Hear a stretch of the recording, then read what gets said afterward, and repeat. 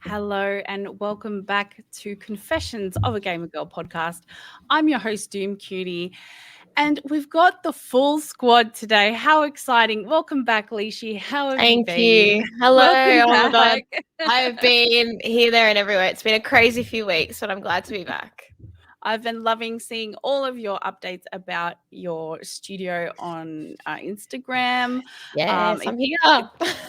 Looking gorgeous. Thank you. Yeah, and you should be super duper proud of all the work that you've been doing on that. So, yeah. Thank you so much. I'm really happy with it.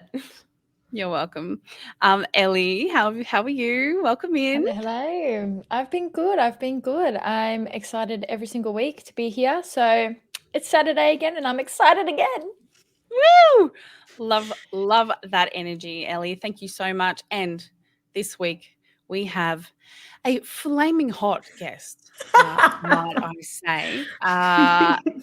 Fiamma, welcome Hello. to Confessions of a Gamer Girl. Thank you so much. I'm so happy to be here. Thanks for having me. No, not a problem at all. Now, before we begin, I will say that we are raising money for breast cancer research. We have a Tiltify link for everyone, and we have our first donation. Top donator, Lishi, with a $10. Thank you so much. Kick it off. Get the ball rolling. Kick it off.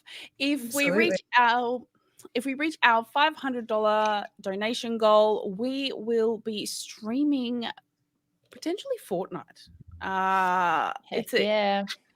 Ellie's I will tune into very that. Ellie's very excited. It's Yes. I believe in the Quest Daily chat.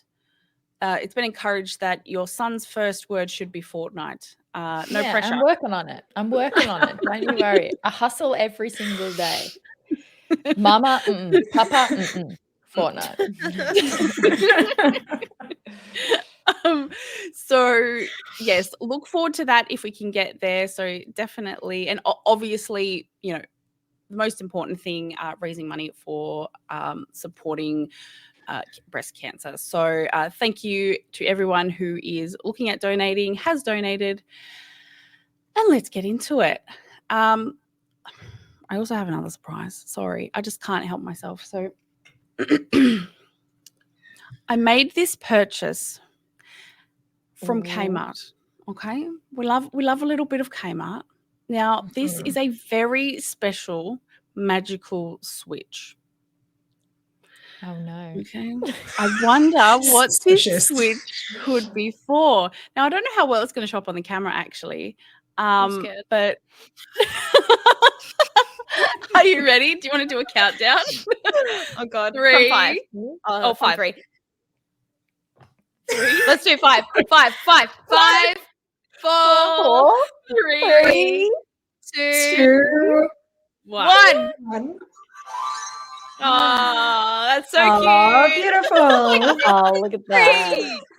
True in November. It is November. Look. It is There are Christmas. No judgment. No There are judgment. two kinds of people in this world, all right? And the two kinds of people are November Christmas tree people, me, and Everyone people else. who don't like joy. Basically. No, but you know what? I will say I take my Christmas tree down 1st of January. Like it's just Really? yeah, Who are you? gone. December I cannot. 1st, family tradition. Tree goes up Okay. December 1st Yeah. and comes down January 3rd. Oh, Third. Because that way we can be okay after New Year's Eve. Oh, And then we have a couple days to just kind of bask in the, oh no, it's not Christmas anymore. And then we take it down as our final resignation of it's over. We have to go back to work soon. It makes sense. Or, you know, I'm forever with you for creators. December 1st. Yep. I think when does mum take her tree down usually? I think like no later than maybe the 6th or 7th of January, but I'm not too sure. Yeah, isn't there a limit of like when it's meant to be bad luck in January of like you're supposed to take it? Is it like the 11th or something that you're supposed to take it down beforehand? Otherwise, it's like bad luck for the new year. I think it's like a British tradition because my dad is always on me about taking my tree down because I get live ones each year because I have like no storage. And so I just don't want to get rid of them. Smells of pine, that it's lovely. smell. Yeah, but I'm definitely for Christmas decorating in November. Even though I haven't done it myself, I'm totally for it because I love it. I love the Christmas vibes. I decorate for Halloween all of October, so I'm a decorator. Love that. Love a bit of festivity, but you know, each to their own. Obviously, if you have your family traditions, but my children love this. Okay, it's Bluetooth adapter. Okay, That's bit crazy. techie, you know, for Christmas. Love it. 3 AA batteries, doesn't come with them. Buy the batteries. Kmart, $29. It's like a Bluetooth receiver. It doesn't say this on the box, but you actually have to turn it into the on position and let the lights blink 3 times and then turn it off and then it'll work. So if you're wanting like a grand reveal, set it up. Make sure you're prepared. Because I did that with my kids and they were like, Mum, it's not working. And I'm like, Oh, whoops. It's my first time, guys. Anyway, love that. Wanted to share that. Let's get into what games we have been playing. Lishi, what games have you been playing? Well, but a couple of weeks ago, I was jumping into Super Mario Wonder and Spider-Man. And there've been some that I've really loved to play. Mario, I completely 100%ed. Loved that game to pieces. But I actually, just before the show, I downloaded the demo for Dave the Diver. I've been hearing so much about this indie game. And it's like a roguelite fishing game where during the day you'll go diving to catch fish for a sushi restaurant, and at nighttime you go and run the restaurant. And it's really, really cool. It's like a pixel art design as well. I've been hearing a lot about this because I'm a big indie gamer. If you guys don't know, I love that kind of stuff. So yeah, I downloaded the demo and I actually think I'm going to buy the game now because it's pretty fun. awesome. Dave the Diver. Dave the Diver. Love that. Love Do a you good play that on restaurant the management Switch? sim. Yeah, me too. Do you play it on the Switch? Yeah, I've downloaded the demo on the Switch, so I'll probably buy it on the Switch as well. Just because it's a little easier with a controller. But yeah, no, it's different. It's fun. I like it. Cute. What about you, Ellie? I've been playing Grubbins on mobile actually. Yes. Yeah. Gubbins, sorry, not Grubbins.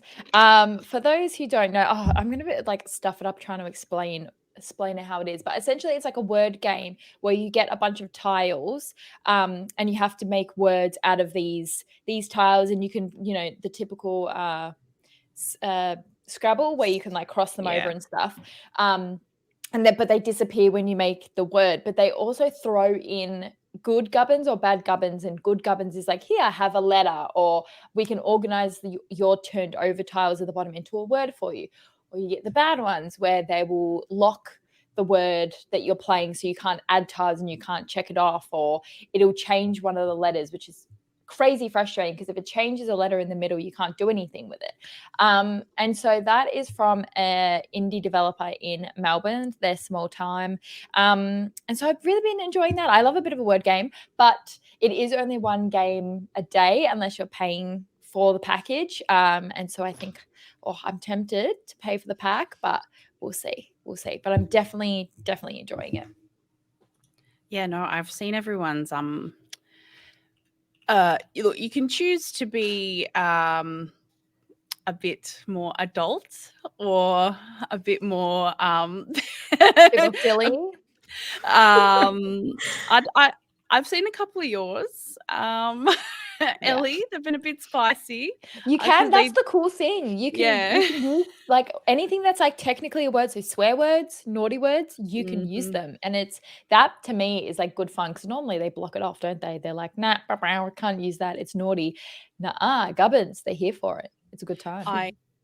When I was at South by Southwest, I was actually very lucky to get to chat with one of the devs from Studio Folly who do make gubbins, and I did ask him, I said, look, this is a word game, it's online, you can share this, what kind of safeguards are put in place for, particularly expletive, racist, kinds of words, and they're constantly updating it all the time to actually put in bans for particular words. So I imagine there would be some blacklisted words. Can look, basically you can put tits in there, but you can't put the N word. Slurs. You know what I mean? Yeah. that's amazing. Basically. So fantastic job with that team. If you do want to support that game, I believe because it's free to play, free download and free play. Yeah, but I think it's $9 and that's it. So that's pretty good. It's a bit of fun. You get to share with your friends some funny words that you put together with some wacky little cartoons. As much as it does look like a kid game, I mean, it could be a kid game because it definitely could. It's definitely open, I think. Fantastic. So nothing on the PlayStation, Ellie? Apart from Fortnite, sorry if you can hear someone mowing. Nothing apart from Fortnite at the moment. I still am in a bit of like, do I get Alan Wake 2 or do I get Spider-Man 2? Like, I would rather just pick a game and play it. And because I can't decide it yet, and I haven't really had a couple of days where I haven't been chock-a-block, I really want to throw myself into it. So I might do that. And I got really excited when Big W had their price for $20. I got very excited then. I'm like, maybe I've snagged myself a bargain, but unfortunately not. If you haven't seen it, Quest Daily exclusive. A couple of our contributors noticed that Spider-Man 2 was listed for $20 on the Big W website. And a couple of them proceeded to put it in their carts, but in their cart it showed up as $99. A couple of them actually purchased it for $20 and then proceeded to have their orders cancelled. If you would like to learn more about that story, head over to Quest Daily. Ali might have to pick up her PlayStation though in January after what just got announced today. Exactly. That's what I'm most excited about. They've thrown that in the ring too. What am I supposed to do? We will get to that exciting news very soon once we find out what Fiamma has been playing. Although I can make it real short if you want. I can make it real short if you want. World of Warcraft. No. I am a WoW streamer. I've been dabbling a little bit in some variety. We played a bit of a BG3, Baldur's Gate 3, which was great fun. And oh no, but that's fine. Shadowheart, my love. But since BlizzCon, everything has just kind of exploded, and everyone is kind of in my community and stuff elbow deep in just everything Blizzard. But I have been playing a bit of Warcraft Rumble on the side, which is their relatively new mobile offering, which is really cute and super fun. You get like a handful of little minis that you can drop down on a map, and they sort of auto march their way to the end where a big boss is waiting. All the units and bosses and maps and stuff are all drawn from the Warcraft universe. And it's a lot of little silly fun. It's free to play, and you can pick it up and play a round for 5 minutes, or you can sit there and invest several hours into it. It's fine. But it's designed to be one of those things that you can just kind of pick up when you're waiting for an appointment or something like that, or to degen it. But no, very cute, very fun. And it's the WoW anniversary, 19 years of World of Warcraft. I know. That's crazy.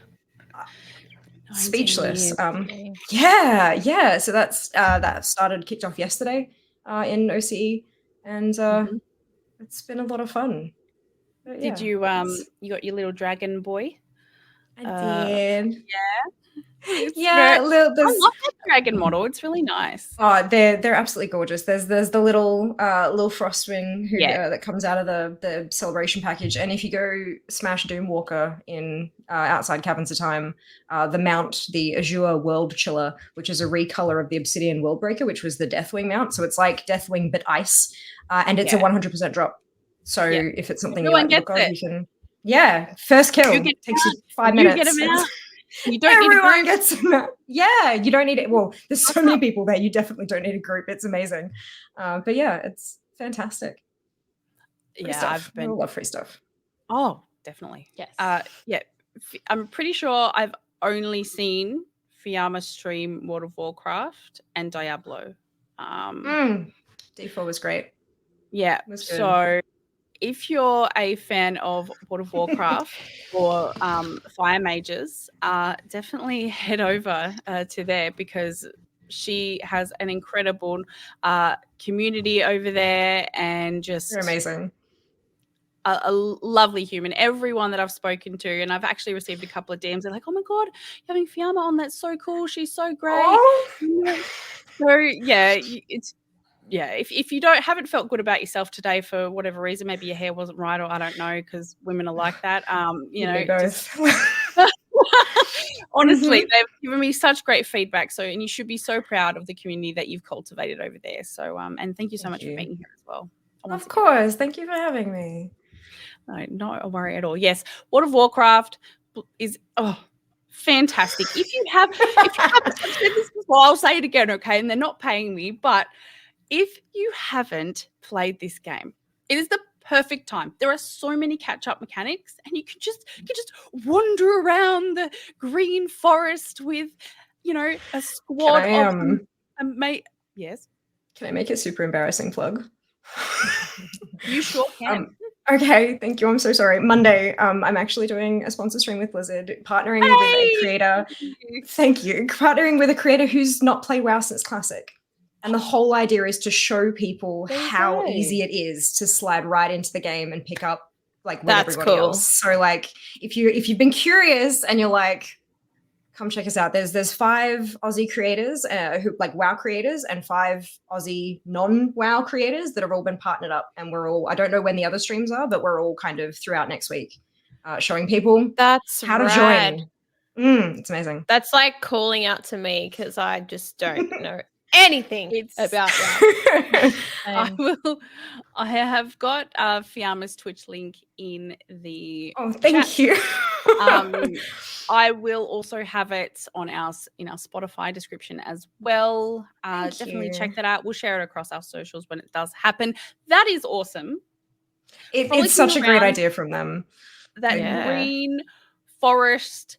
But you know how cute the little character models on there, the little teeny tiny ones, and you see them on Twitter. They're like, "Look, I created these flowers and this echidna thing." If you want to see cute, do me a favor and search up Blue. It's blue like the color, and then loo like short for toilet. One word. BLUELLOO. It's a pet that has that's only now just available to go and collect. We got it yesterday on stream, and my lord, cute. How illegally cute. Okay, hold on. I will put it up on the screen for everyone right now, because that is unbelievably cute.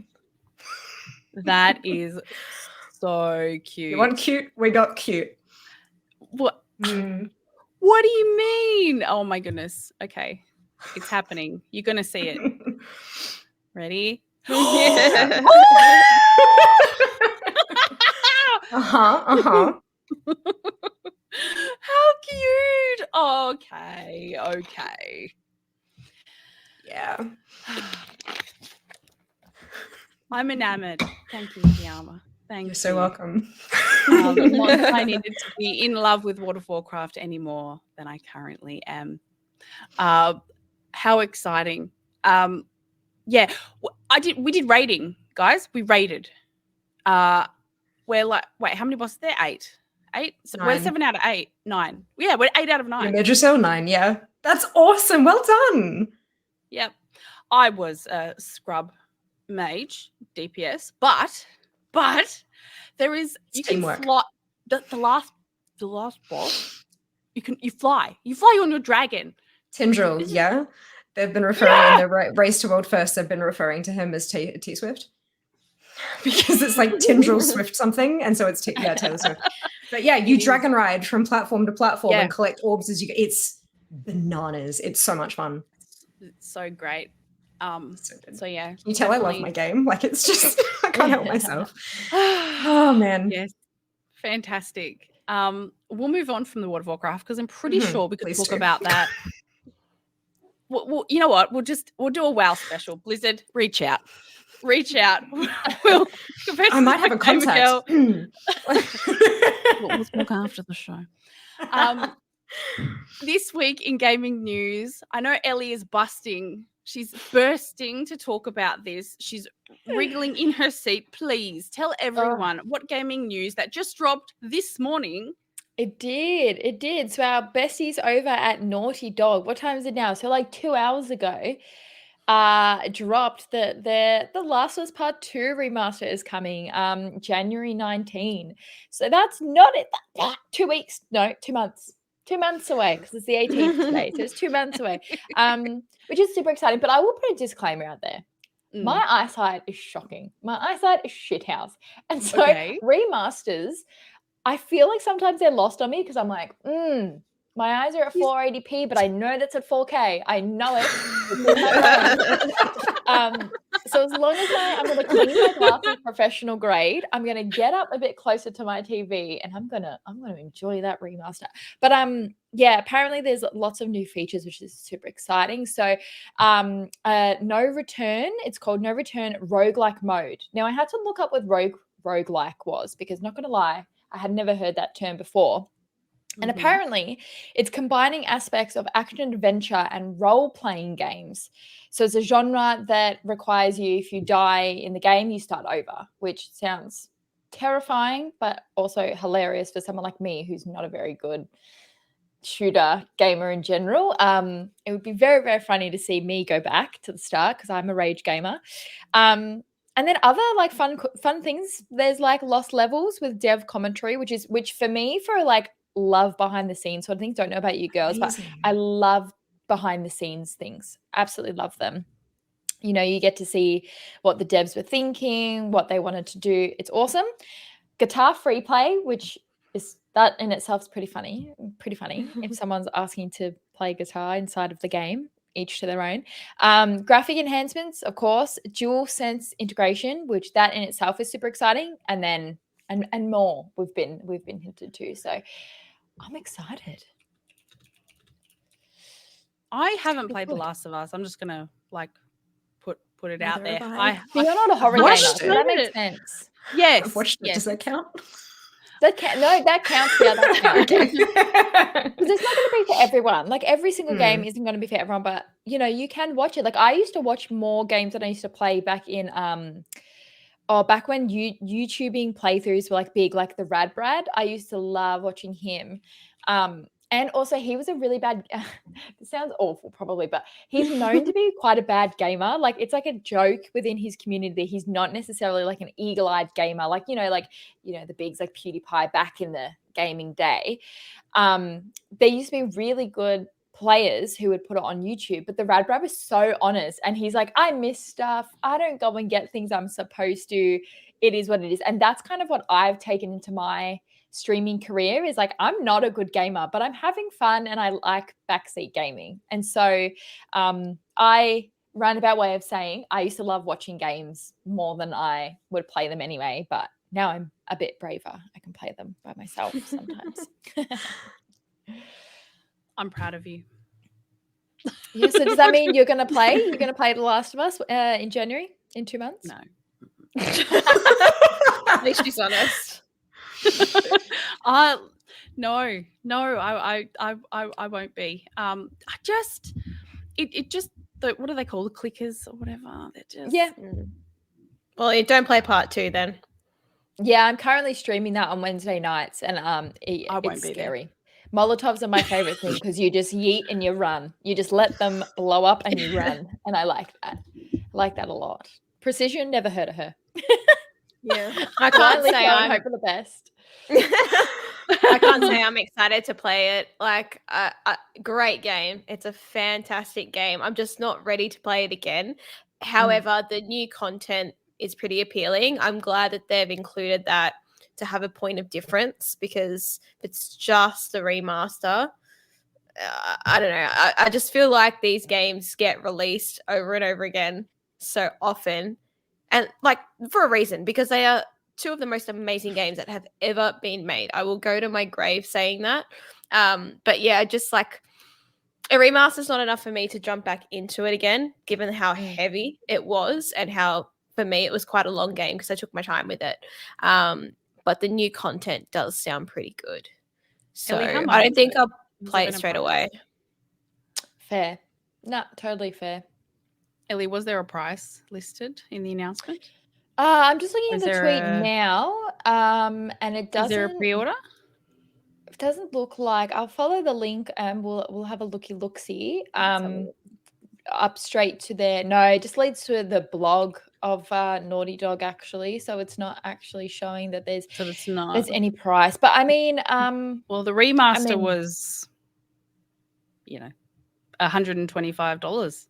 So there's a whole bunch of merch coming though with it, which is exciting. There's a bunch of enamel pins, the trading cards that Ellie collects throughout, steelbook, which is a given. A lot of people love a bit of a steelbook, and the wolf, the Washington Liberation Front, their patch. I won't lie, I am a big sucker for merch. I absolutely, for my favorite games, I love a bit of merch, and I don't really have anything for The Last of Us, so I like that idea. But I also quite like tangible things that you can kind of put on your wall. Like I really like the Dark Pictures anthology, and they, for one of their games within season 1, they released a map and it had where all the games were, like location were played, whatever, made.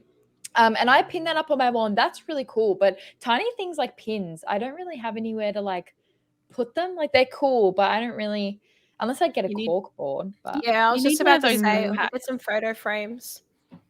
Oh yeah, photo frames is cool. Like even like a little shadow box. Yeah, you just take the glass off, pin them on the back of the photo frame. I've done that with so many of mine, and it's like a little art piece. Yeah, no, that's really smart actually. That's a nice idea. But steelbooks are also really cool because you can kind of display them on your gaming shelves and whatever. I think I have one steelbook. So Fiamma, yeah. I think you might be on team cash grab here, because again, like, come on. I don't know, remasters, Reforge. I mean, Warcraft 3 Reforge, but that was there's a lot of. I think they do need to add value. I definitely agree with Lishi with like having the extra stuff there, and then with Ellie having the merch and things like that. If they can put together a package of like get the remastered game and like a smattering of merch stuff. I'm a sucker for a collector's edition. Like this, you can't really see it in the dark here, but this is Burning Crusade through to Dragonflight, and then the 15th anniversary. Hang on, let me see if I can light that up, because there's a lot of them. Oh yeah! Wow. Yeah. Yep. Wow! Literally. Literally, wow. Yeah. Wow. So it's, but they come with, as you were saying, like art pieces and things I can put on the shelf. And I've like the Dragonflight thing came with. Talking about pins and Yeah. They're nice. they're beautiful. Oh, they're gorgeous. They're like stunning. They've got the metal Stunning. inside and then like the clear resin stuff. But anyway, it's That's cool.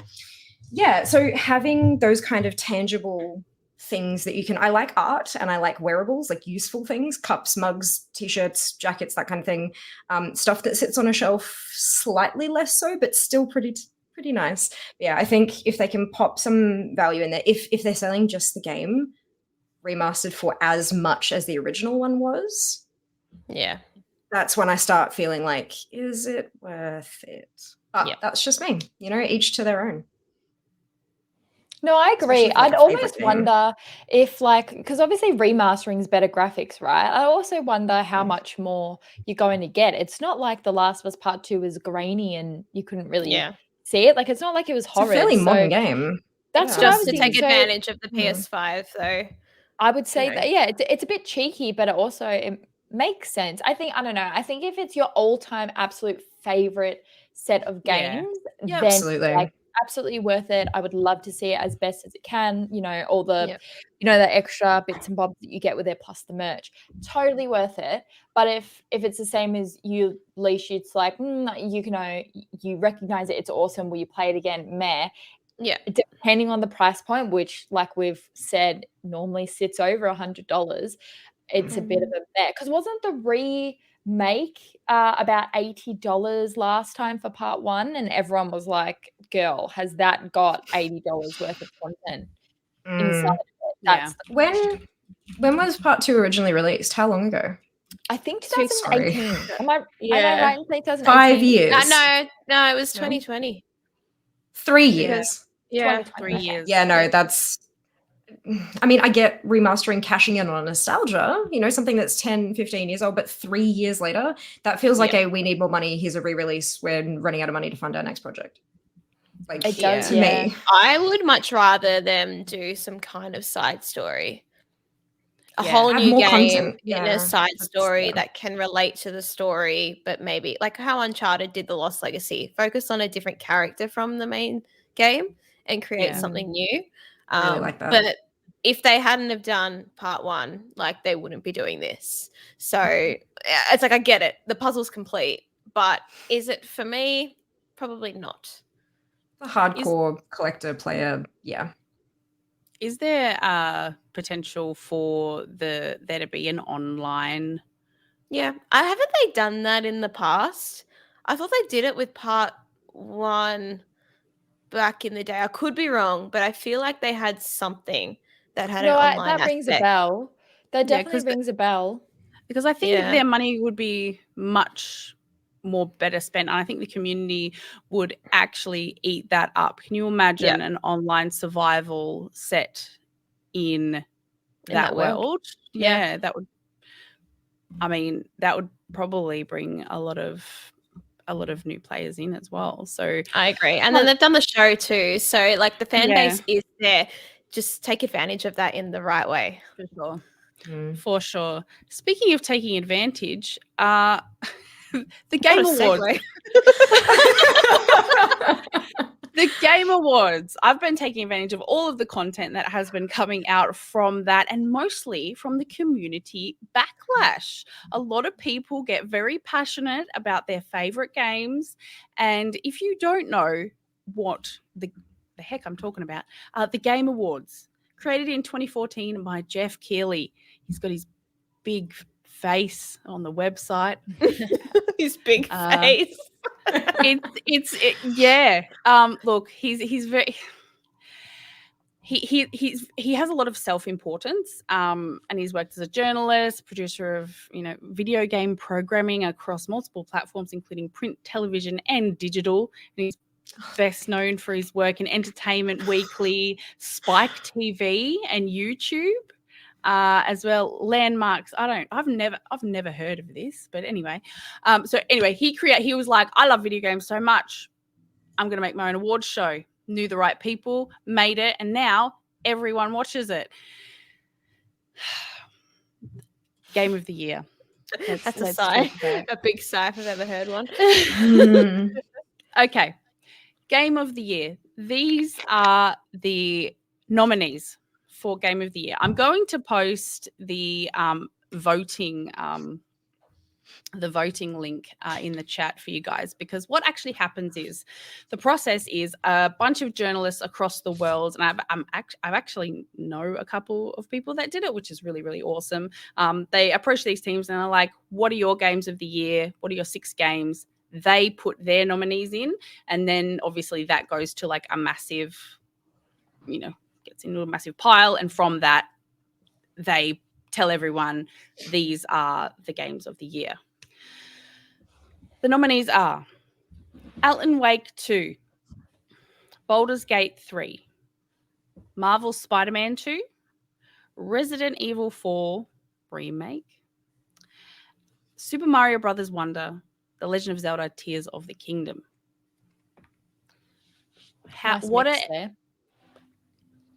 Some people say not, Ellie. Oh, really? Is that the spice?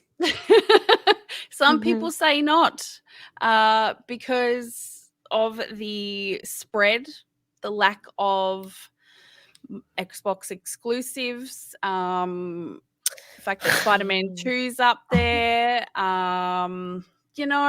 Look, like I said, people in the community get really passionate about it. But what I want to know from you ladies is, what is your game of the year and why, and how you feel about these nominees? What would you take out? What would you replace? Who wants to kick off? Mine'll probably be short and sweet because I don't play a whole lot of games. So, Fiamma, World of Warcraft has never been. No, but it's not a game of this year, though. Why would it be? No. But it's not even listed as an ongoing game. So there's a section for the most popular ongoing game. Fortnite's on that list, but World of Warcraft is not. Right. Okay. So there we go. I can have some opinions on that. Opinions. I have some opinions on that. Look, people watch me for my opinions half the time. It's great. But no. Let me find out what's on that list. From my limited, so I've played BG3. Yeah. And that's from this list. That's it from the 6 of those. And then knowing that there's an ongoing theme, the ongoing category, and that Fortnite's there, but WoW isn't. So we've got Apex, Cyberpunk 2077, Final Fantasy 16, Fortnite, and Genshin Impact. Right. Okay. So that solidifies my opinion, which is this isn't about which games are best. It's about which games have the most coverage. Literally. And you said it yourself. It's run by a person who's an quote unquote ex-journalist, I guess, or someone who's in the journalism. These are all games. I know all of these games, and I've only played one of the 6. I know all the games that you've listed, and I've never played any of them. Did you say Final Fantasy 16? 16. 16. No, I've never played 14. any of them. 14. Okay, no, I've played 14. So I was like, is that ongoing? But no, so I've played one game in each of those categories, but I've heard of all of them. What does that tell you? It's about coverage. It's not about what's actually best. It's about who's gotten the most reviews that happen to be good, because they've all been, have the budget to get them out there and known and reviewed. And therefore, look at how high our rating is, because you've actually managed to get that many ratings. Yeah.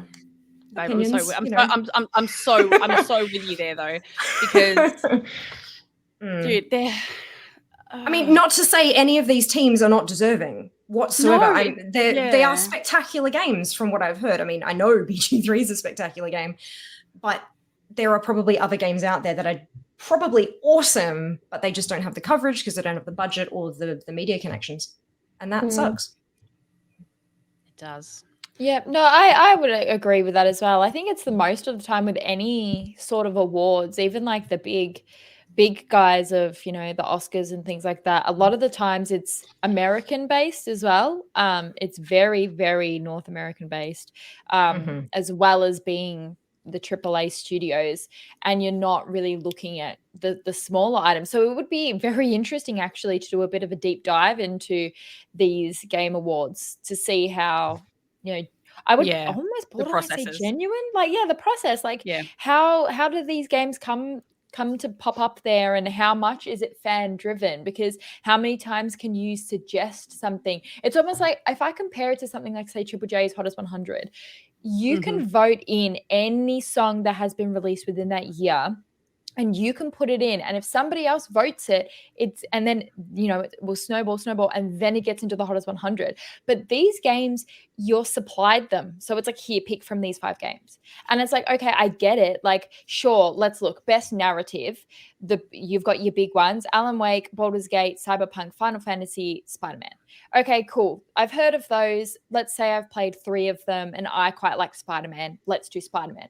But best narrative, I could argue that another game that I've played throughout the year that isn't going to be up there for, like, let's say Under the Waves. I played Under the Waves. It's not there. I could argue, gosh, that would be best narrative. You don't get that option. So it's like, well, is there a bias here?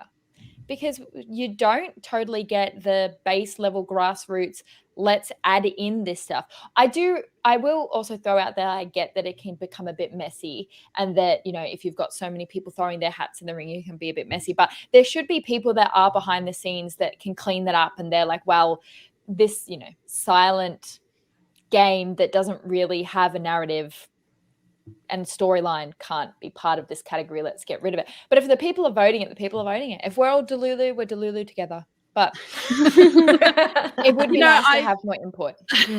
As much as there is a lot of controversy, I do want to congratulate Dredge. Yeah. Dredge is an Australian-made game. Incredible. Black Salt Games and Team 17 worked to get that game out there. It's listed as one of the best new indie games. I really want everyone to get behind that game and support it, because it's I've put the link in the chat, and I will also put it into the description on Spotify, so you all can jump on there. Aren't they New Zealand team? I don't think they were Australian. I think they're New Zealand studio. Still down under. But I think they're New Zealand. ANZ, New Zealanders, Australians, where you know what, actually, that's actually an amazing point, the fact that I actually assumed that, because New Zealand has really been embracing like Australian indie gaming, and I find it at the conventions and things like that, they're often put together. So, but they had their own section at PAX. They did. It was amazing. I think they're New Zealand, which is awesome. I need to play that game. It's been on my list for a while. Definitely. Okay. Regardless of any of that, what is everyone's game of the year? What is the one game that stands out to you? Mine was always Legend of Zelda until everything else started to release. But I'm looking at that list now, and I love Super Mario Brothers Wonder, and I've loved Spider-Man 2. I didn't play Baldur's Gate, even though we all know it's going to win. But Zelda, to me, I don't know. It's a tough one. I don't know if it'll win. I don't know if I feel like it will. I feel like it will as well. Yeah, but it's very popular. Yeah, I think I'm on Baldur's Gate for the win. But I would like to see Resident Evil 4. But I think I'm on Baldur's Gate. It was just so inclusive. Like, there were so many different ways to play. You could literally see yourself inside the game. You could romance whoever you wanted. Like, it was just so unbelievably inclusive. Yeah. And I just fun. It was fun. I have fun with it. Outside of who's nominated, Ellie, what was your game of the year? Or if it was on the list, that's totally fine too. Oh, okay. My game of the year, because I will say I haven't even played majority of these at the moment, because I'm a Suki Lala and had too much choice, and I couldn't pick, because I really wanted to play Super Mario Wonder as well, but again, I don't have a Switch, so that was a bit of a struggle. I really liked Oxenfree 2. I really, really liked Oxenfree 2. If anyone's not super familiar, I would argue that they're quite, that's Night Studios. It's also by Netflix. Night School Studios, sorry. And I really enjoyed that. It was a creepy-esque sort side scroller. And you kind of investigate some weird going-ons in this town that you're in. And you get to pick your choices that, oh my gosh, words are escaping me.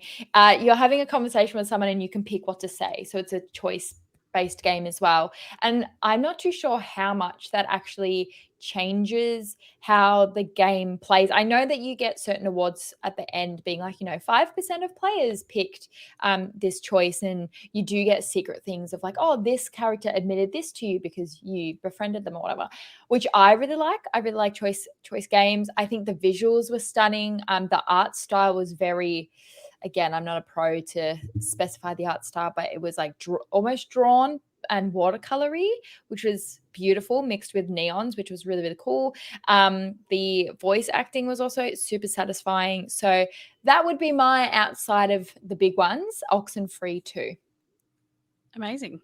Thank you for sharing, Ellie. Fiamma, your game this year. Can I go with something that hasn't actually been released yet? Because I haven't played much outside of WoW. Does it release this year? No, unfortunately, because yeah. might be against I the know. rules, Okay, well, the thing is, like this year, literally what I've played is WoW, BG3, Warcraft Rumble, and this weird little mobile game called Egg Inc.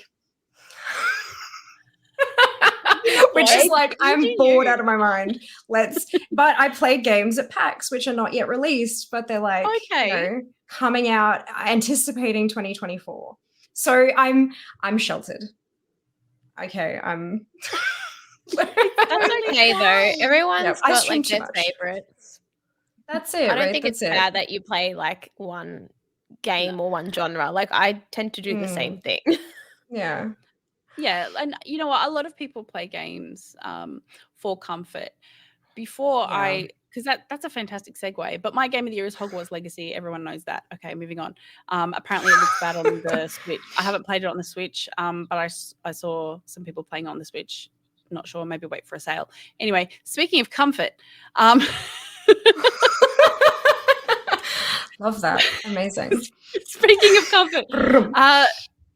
Gaming provides so much comfort to so many people, and it's what brings us back. Like Leisha, you are a perfect example of someone who does gaming to just relax, really soothe, and just really bring a sense of peace to yourself.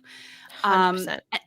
And there are so many people out there that do this. So outside of all the controversies that lie between, console warring and, who gets Game of the Year according to some self-professed, Game Award show host, journalist people, like you honestly, like always, play what you love and play what brings you joy. We have talked for a really long time, and I always... I swear I break it up into 15-minute sections and it always goes for long. But you know what? We're having a good time, and that's what matters. And we're raising money. We've okay. We've got one. Sorry, I'm like lost for words right now. We've got one anonymous donation for $10. Thank you so much to whoever that was. We have a $15 donation from another anonymous person, and we also have an extremely generous donation of $100. Yay! That's amazing. From Liam, who is That Pixel Life. On Liam, we love you. Thank you so much. Big supporter of the podcast. So thank you so much. Great. That generosity is incredible. That brings our total so far to $135. So thank you so much. Gaming has such an effect on this community, and it's something that I love to highlight as much as possible. And Fiamma, for yourself and it's the reason why I wanted to bring you on, is to share your story about how gaming has assisted you in your treatment and your healing journey. Whatever you're comfortable with sharing, of course, please do. Sure. So I've shared this story a fair few times with my community. So I'll basically I think that's probably where I draw my boundary personally. But basically, I have an autoimmune condition. I was diagnosed when I was about 26-ish. I had just finished a stream session, and I stood up out of my chair which was a lovely, comfortable chair. And it felt like in my knee that, you know, when you step funny on your ankle and it feels sort of odd and you're like, oh, I must have twisted my ankle. It felt like that, except in my knee, which I'd never felt before. I was like, oh, that's weird. Fine, that's fine. I'll just ignore it because that's what we do with our bodies. And over the course of 3 days, it swelled up and ballooned to twice its circumference. So when I put them next to each other, one was literally like this and the other one was like this. And I was like, that's odd. It'll go down. It'll be fine. 2 weeks later, still hadn't. Went and had all sorts of tests done. And after about a year and a half of trialing different medications and trying to work out what on earth was going on, I was diagnosed with psoriatic arthritis. So psoriatic as in psoriasis, like the skin thingamajig that people can have, except I have none of those symptoms. It's just inside my knee. And that has caused a whole raft of side effects from different medications, from the length of time it took me to seek treatment, and all that kind of stuff. It took us somewhere close to 6 months to actually get the swelling to go down, because of just a mix of different things. Some meds kind of made it plateau, and then finally we found something that got rid of the swelling all the way. But by that point, I'd had permanent damage inside my knee joint, which is fun. And then the meds that I was on originally that managed to do that started causing neurological symptoms. So I had a bunch of scans of my brain and my spine. It turns out I have a brain lesion, just an itty bitty little one, but it's enough.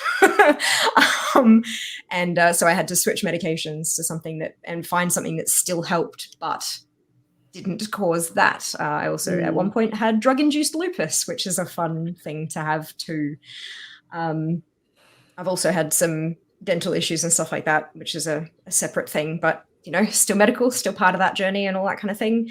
But gaming and streaming to an extent as well, but gaming was the core of it that really kind of, like, a lot of people talk about using games as an escape. You know, you're in a different universe. You can kind of forget about what's happening where you are and lose yourself in a different universe. And for a while that helped. But after a while, it didn't. And speaking to a medical professional, my psychologist, who I've been seeing since before I started streaming, she basically helped me understand that, you know, losing yourself in a video game as escapism can be helpful sometimes, but you also need to find a way that can, like, deal with the issues that you're going through, because just sort of forgetting about them for a while, once you disconnect from the game, it sort of can smack you across the face like a wet fish, which is unpleasant. But through video games, specifically multiplayer stuff, yes, like WoW, but also other games as well, you find a community. Like games, when people, especially in the media, when people talk about the effects of gaming, it's so often person and game. It doesn't take into consideration all of the other external sources, you know, family life and work and friends and all that kind of stuff, but also the community that you find in the game, the people that you're playing with, be they good or bad, and those kind of connections that you make. And for me, gaming and finding those connections in game, your vibe attracts your tribe, and having folks that I connected with, and then once I learned, you know, was comfortable enough to open up about some of these things, the number of people who were like, oh my God, I've been there. I've tried that medication. It did the same thing with me, even though my rheumatologist is telling me it's a 1 in 200,000 chance side effect. Like, meeting a person by chance through a video game that's had the same side effect that I have, that's bananas. So, like, it doesn't just help with the getting your mind off what's going on and really letting you just sort of have fun with, regardless of the stress that's happening. You also find people who you can connect with and work through your difficulties with, you know, surrounded with love. And that's something special. And thanks, gaming. Like, oh, Fiamma, thank you. Oh my goodness. It's, you'd be surprised. You know, like you say, we all enter these spaces of gaming to escape or to, you know, connect with people that like the same thing as us, right? But that's all very surface level to what is actually going on in these people's lives. And you'd be so surprised the amount of people who are actually undergoing like significant medical stress in their life, either from side effects from medications or from untreated illnesses. So that's so great that you've been able to connect with these people, Fiamma. Yeah, really, really, really touching. Thank you. It's pretty awesome. That's all right. Also, thank you to Marcus for a $50 donation. I'm happy to help support. Keep up the wonderful work on the COAG podcast. Keep making a positive difference in this world, all of you. Thanks, Bacon. You're a great, great supporter. Bacon's been around for a very long time, and like that right there is very special. Sorry. It's just, Bacon's always been very generous when it comes to donating for raising money for special causes, especially in the streaming world. And he has previously when I was streaming. So that's really nice. Thank you. Yes, definitely. Thank you so much. I look, personally, I haven't gone through such intense physical medical things like that, but for me myself, and it's not something that I speak on very often, but probably I was diagnosed with anxiety and depression when I was 14. Now 14-year-olds, teenagers are up and down normally, so I was taking medication for a long time for that and not really getting any actual treatment for it, because I was only like masking like particular symptoms. And it's actually only after taking some time off work this year, as some people know in the community, that I've actually been diagnosed with inattentive ADHD. And I know a lot of women around my age are getting diagnosed with this later on in life. And getting getting treatment for that and being actually listened to, having to advocate for yourself as a patient as well, getting second opinions, and goodness me, the amount of money it costs for some of that kind of diagnosis is incredibly stressful. And honestly, you're right, Fia, like having people around that have experienced the same things. Like, there are a number of people in the community that that obviously they consider their condition their superpower, and they really advertise that around. And I met them in person at PAX and things like that, and just being able to talk to them and them telling me that you're doing amazing, you're doing the best job that you can. Like, man, like, honestly, this community is the best. Like, it really is. Gamers rock. Yeah. It's fantastic. Yep. Yeah. I know the going through the mental stuff, cyclothymic disorder is what I was diagnosed with a couple of years back. I'd been on medication for generalized anxiety and depressive episodes for years, and sometimes it helped and sometimes it didn't. And a person said, that's because it's the wrong diag. And I'm like, okay, good. So, all right, sure, thank you. But cyclothymic is like bipolar but fast. So instead of like months-long episodes, you have weeks or days. And mine is thankfully not. I don't have manic episodes, but I do have hypermanic episodes. So no delusions of grandeur, thankfully. But I do overcommit to lots of things. But I feel you. I don't understand. Like, for me personally, seeing people who have this as their superpower, amazing. Yeah, I could not. Yeah, I need my meds. It's and it's okay. It's okay to seek help for this. It's okay to not be okay. And I know that sounds so bloody cliche, but it's a cliche for a reason. It's true. No, it is totally true. And it is really hard to reach out in today's day and age, because you do get the cringe factor. A lot of people will be like, well, they're just doing it for XYZ. They're doing it for attention, or they're doing it because it's popular. And it could be, my inbox is open. I'm here to support you until that is needed. And they're like, you're doing it because of XYZ, you know, attention, you know, it is really hard mentally, even to ask your friends for support, let alone everybody else. And so I do believe that it is very important, even just to chat about things, because there's a level of relatability within that, and people can see themselves in that as well. And they're like, oh, well, I also struggle with this. And especially with women, where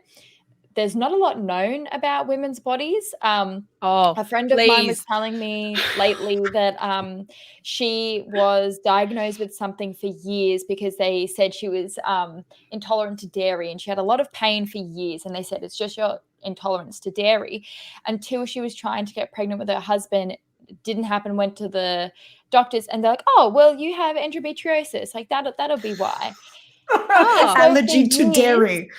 Yeah, for years they were telling her pain is because of all these other range of things, when they could have looked elsewhere. And it does come down to, obviously there's a lot going on with people's bodies. There's a lot of places to look. The hospitals are very, very busy dealing with people. Oh, Ellie, don't give me that bull. There is this I'm sorry. I'm sorry, I'm getting up here because there is a gender data gap. Okay, forget the wage gap. There is a gender data gap. All like 99.9999% of all of these, and this is just in medicine, right? All these research is behind the effects of medication, illnesses, all that kind of stuff. All on men. Males.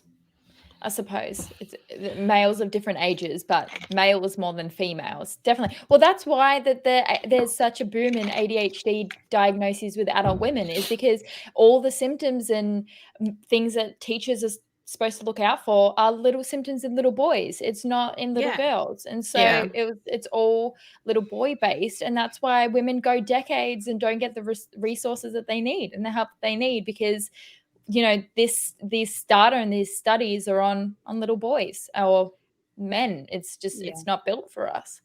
Even down to heart attacks. The whole pain down your arm and pain in your chest thing is not how it presents in most bloody women. That's not what a heart attack looks like. You know what? When I was so this episode was supposed to air and I was actually in hospital and I was having a massive allergic reaction. And Lishi, you were such a major support. I was like, Lishi, what is happening? I'm having what is this? Because I know you've spoken a little bit about with your community about your struggles and how you're still managing that. And I remember I had some chest pains, and I think I just like worked myself up because I was like, oh my God, what's happening? And they gave me 2 ECGs to make sure I wasn't having a heart attack.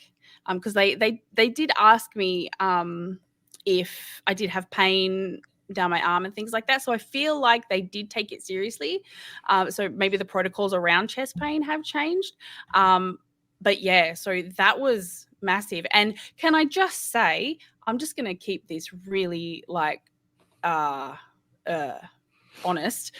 The ADHD medication that I'm taking can increase histamines. Right. So there's a link to it all then. Now, I the other day forgot to take my loratadine. I'm taking like it's like a Claritine or whatever. I asked my psychiatrist if it was okay to like keep taking it like every day just over this season, because the town that I live in, we have a lot of farming, and there can be a lot of pollen, and it's a very dry year this year, and so it's all up in our noses, all the plant sperm. Thank you. It's really yuck. And I was like, is it okay to take it? And she's like, yeah, that's fine. Forgot it one day. I got a rash immediately, like around my eyes. Like immediately. I was like, right. I took a steroid. I took another allergy meds, and I was like, right, hopefully this is okay. I've got like hydrocortisone cream, and it's just like, oh my God. And anyway, so I'm going through the process of seeing if this is actually the right medication for me. And Epic Treasure's in the chat. Hello, lovely female gamer in the community. Been a streamer for 10 years, I think. So amazing. Thank you for being in. She's talking about how she's had bad allergies and thought it could be ADHD medication related. So it's like, people can have conditions and they can have medication for it, but then it still has like additional side effects, and you have to kind of figure out whether those side effects are they tolerable, or do you need to move on to other things? Which is also one of the things which is like super, super important. If and when you do see a medical professional, tell them what you're taking. They don't care if it's illegal. They genuinely don't. Tell them what you're taking. No, seriously. They just want you to not be dead. And if they prescribe you something and there's an interaction, that can happen. Be your own person. I know that's hard to do sometimes, but like, even if you just keep a list of meds that you've taken and just hand them over and let them deal with it, like, it's easy as that. Even vitamins, they want to know if you're on anything, multivitamins as well, because that you're taking that every day. So you know that counts as well. Shot of wheatgrass juice. Put it down. And shot of cod liver oil, whatever, in the morning. Everything. So yeah, it's and it's so basically what I'm getting from your experience, Fiamma, is that your passion for gaming has led to links to these communities. It's helped you not only feel better, but be able to cope with when the bad shit happens. Big time. And I like streaming feeds into it such a big way, because like I've had terrible days. Everyone has. And not a lot of the time, but sometimes they are caused by the medical stuff that's going on. And I don't want to share stuff on stream. There are certain things that I'm going through at the moment that I'm not comfortable sharing with people who aren't my immediate family and my medical professionals, because I'm still working through it myself in the brain box.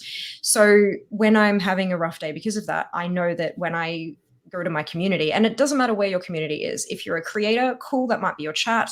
If you're in a guild, it might be that. If it's just your Discord server, it doesn't matter who your community is. If you can go to them and just kind of say, look, I'm having a rough go. My energy's probably not where it's going to be. I'm not comfortable talking about why, but just so you know, it's not because I'm pissed at you. It's because I'm going through a thing. And when I start a stream with that, I guarantee you, every time I have finished the stream being on cloud nine, because my community has respected my boundaries and they have supported me through it. And they're like, right, let us throw all of the annoying sound commands at Fia so she can't but it just, having that community around you is so important. And it's our chosen family, right? It's we call 100%. The community, it's the family, because I love that. I love that.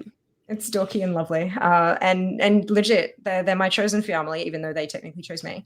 And I just that's wouldn't trade anything in the world for them. That's awesome. My heart is also. Ellie. Throwing in a 20. It couldn't be 15 for my OCD, because now we're up to 205. 205. Amazing. Someone will have to throw in $5 to make it even. Oh no. Thank you so much, darling. Really, really appreciate it. If you're wondering what the heck I'm talking about, we're raising money for the National Breast Cancer Foundation, and we were meant to collaborate with them in October for Breast Cancer Awareness Month, but illness struck on the day. So, we're doing it today. So thank you so much to all of the generous donations that we have had here. And thank you for, just being open and honest. I think honesty is something that we kind of don't have a lot of sometimes when we're all struggling, and I think people really worry about being judged or being a burden on others, when at the end of the day, like, we really should be, helping one another as much as we can. So even if it is just a chat, literally. And that's like one of the things, one of the mental barriers that I had to break down was being a burden, because when you're talking on camera, so one of the things that I've learned over my 7 years of dealing with all this medical bullcrappery is that if I ask, I have to trust them that they're going to firstly be there for me if they can, but also I have to trust that if they can't, if they're not in a good place to help, that they will tell me. Yeah.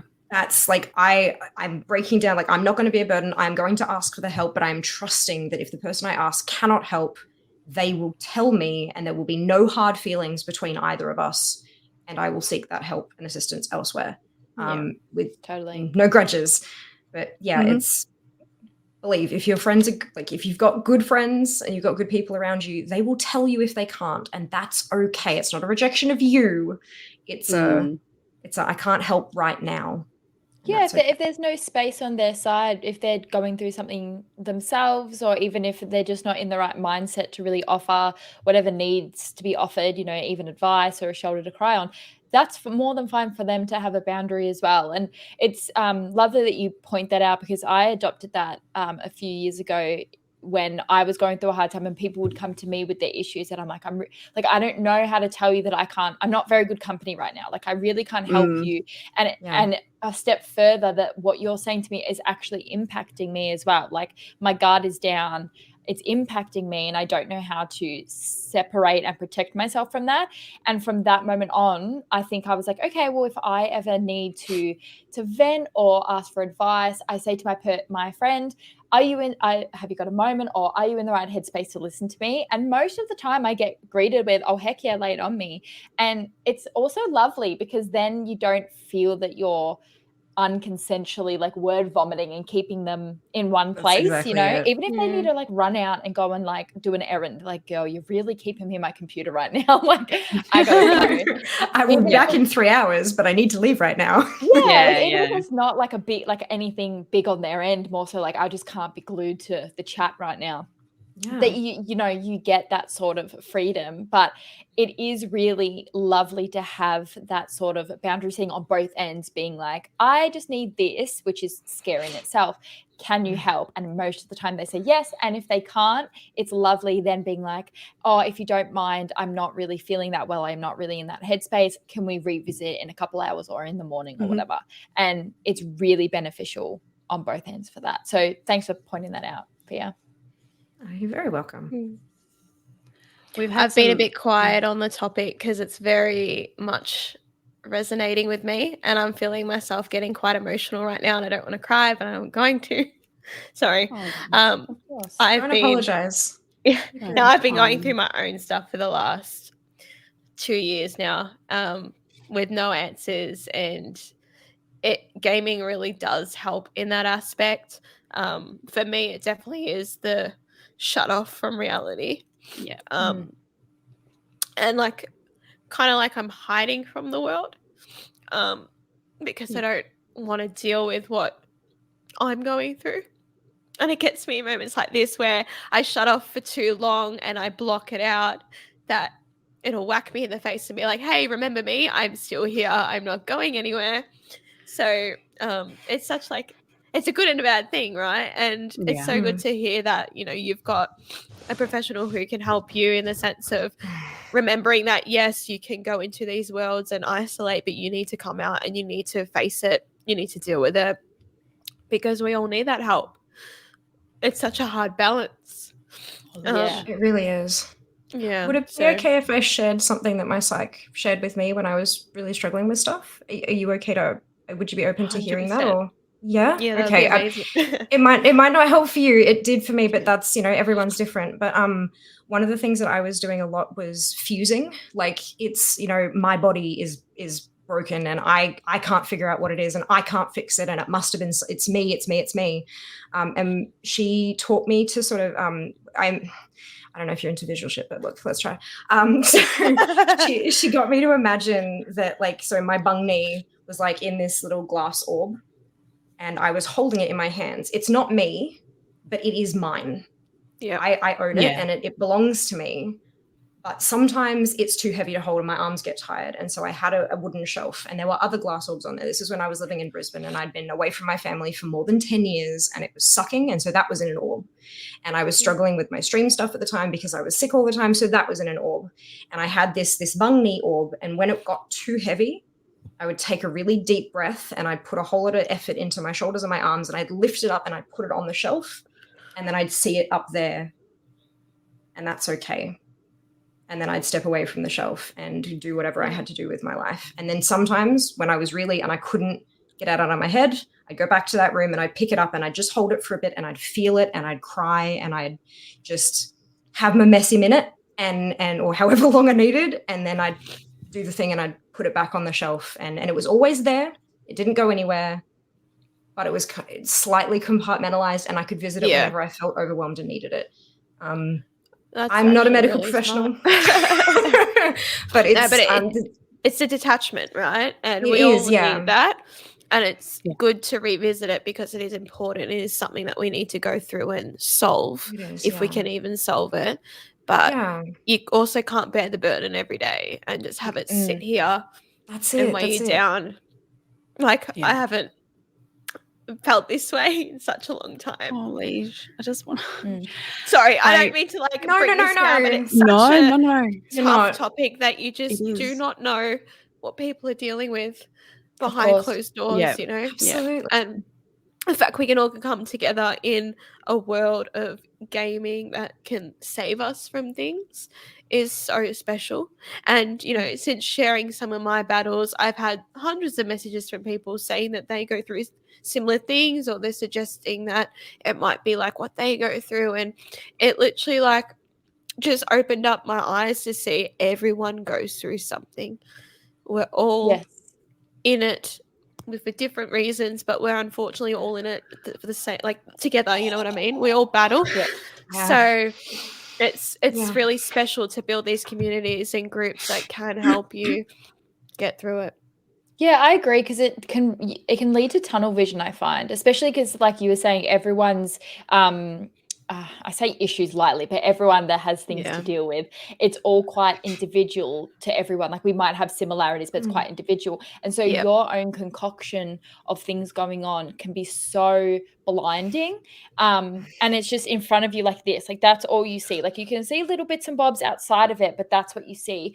And when someone says things like that, like, oh yes, I go through XYZ as well, it steps away a bit, and then someone else says something, it pushes it back, right? And then it opens up to being like, oh my gosh, this breath of fresh air is that I'm not alone. And again, with our lovely cliches that actually matter, it's I'm not alone in this, and it actually stops you just only staring at yourself and whatever you're going through. And it doesn't cure, it's not cure all, of course not, but it does lighten the load of these issues. And I'm like you, Fia, I really like visualizations and things like that help me, like physically picturing taking the load off, like the heavy jacket or, you know, the filled pockets of things, like physically taking that off and envisioning it is really, it's really helpful. It just takes another step. And at the end of the day, anything that helps is fantastic. And it is fantastic because the internet can be a fantastic place, but it also can be a bombardment of a lot of information, a lot of people all at once. And so as much as it's great for crowdsourcing and saying like, hey, is anyone going through this? And someone can say, yeah, that was me too. There can also be the overload of information where someone's trauma dumping and saying too much. And so just having something where you can just step outside of yourself and not have to listen to it is fantastic. And it's a really good tool and also a really negative tool, but most of the time, fantastic tool.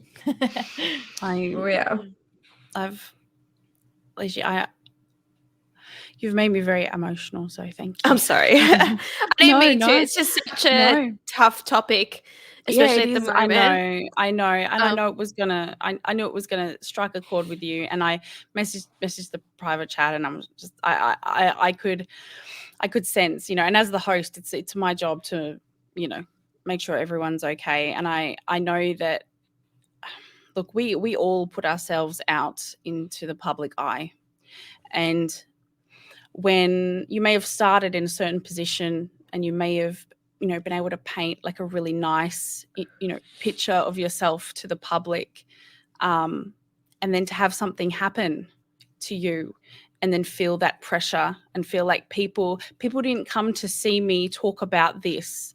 People don't follow me so I can, talk about XYZ.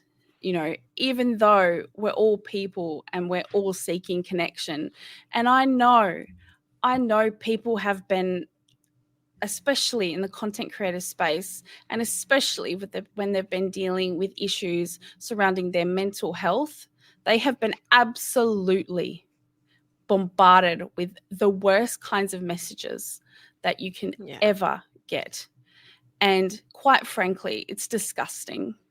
And it's the reason why people like myself who are dealing with something that you can't see, but you know what? You can see it.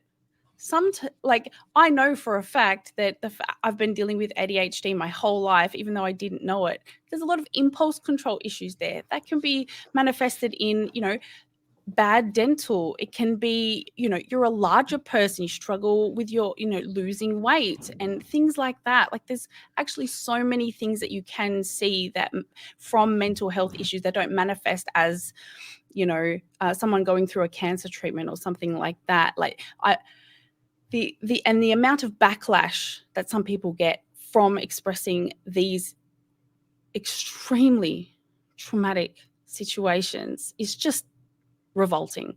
But the more we talk about it and the more we can say to one another, it's okay. I can't help you, but here's some resources. If anyone comes to you and says like, I feel like unaliving myself or, anything like that, something that you feel is massive, there are so many actual resources that you can direct them to. And if you don't need to take it on board. You can just say to them, hey, here's a link to a website, go on there, find someone to talk to. We're not all psychologists. We're not all doctors. And Ellie, you touched on this. No, understand your limits and it's okay. Guys, bloody bacon, $30. Yay! Some of the most magnificent women and kind souls to ever be born onto this little blue marble spinning through space in its inexorable path around a solar entity. And this universe has been made infinitely better for it. Thank you. We try. And really, really hard sometimes. especially sometimes just to get out of bed in the morning. That's for sure. Especially when you've got an electric blanket. Those things are amazing. You know what? Actually, last night, oh my God, I woke up sweating. Absolutely. No. You left it on. No. I don't use an electric blanket. This is what I'm saying. But I've never been a warm sleeper. I just woke up and anyway, I had to get up and have a shower. It was that's meds for you, I think. Yes. You guys, we've had some incredible people through the chat. If you are listening and you're struggling with something, I'm going to put a list of links in the description. If you found this episode quite triggering, we started on one end with counting down about Christmas trees, but we've ended on something that is actually real. So thank you all for sharing. Thank you all for being such amazing women in this space. Thank you. Thank you. Yeah. Thank you to our chat. Thank you to our listeners on Spotify. Thank you to our product sponsor, Elgato, for making us look and sound our very best, even when we don't feel our very best. That's it. That's it.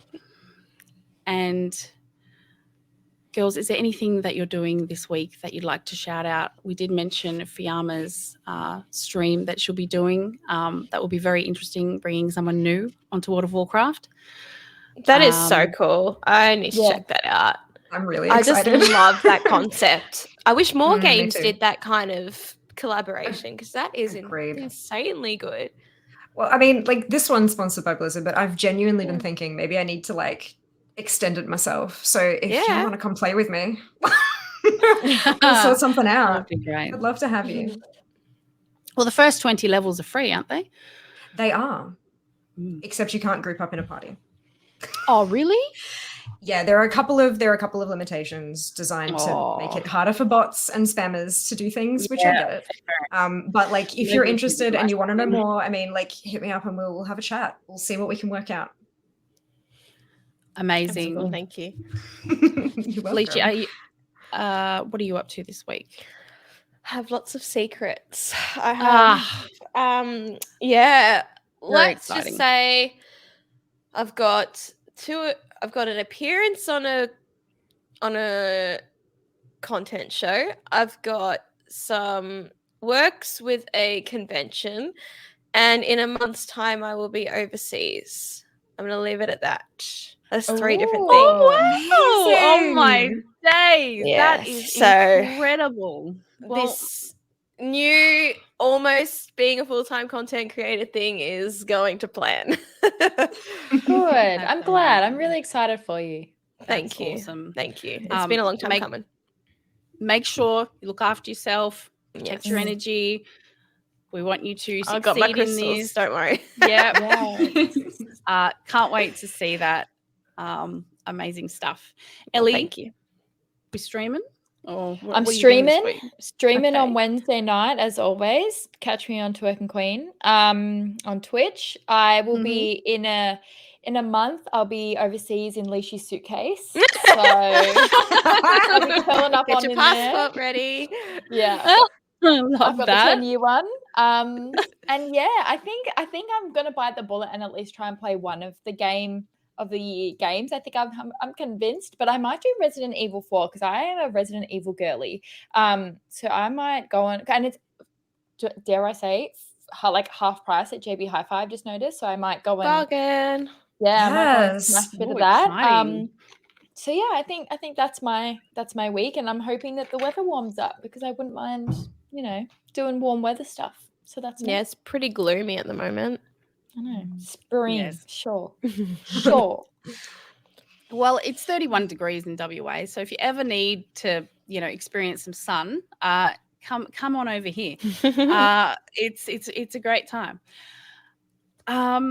This week, I am doing a lot of work on the COAG conversation series we have. I've spent the last 4 days like back to back contacting people. Do you want to come on? I've got game devs. I've got game mums. I've got so many streamers. I've even got one streamer that I have to talk to after this. It is insane. This series is just cancel all your plans for December except for Christmas because it's gonna be back to back. So exciting. Goodness. It's insane. And oh my gosh, people again are amazing. So that's what I'll be doing this week. And yeah, really exciting times for everyone by the sounds of it. Focus on that if you can. If gaming's not enough, focus on all of the incredible work that you're all doing in the community. And if anyone is listening that is struggling, reach out. And we will see you all next week for the final episode for season 1. Exciting. Of Confessions of a Gamer Girl podcast. 20 episodes. My goodness.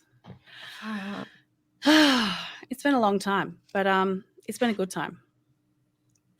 And yeah, we'll see you all next week, guys. Be good to one another. Bye. Bye. See ya.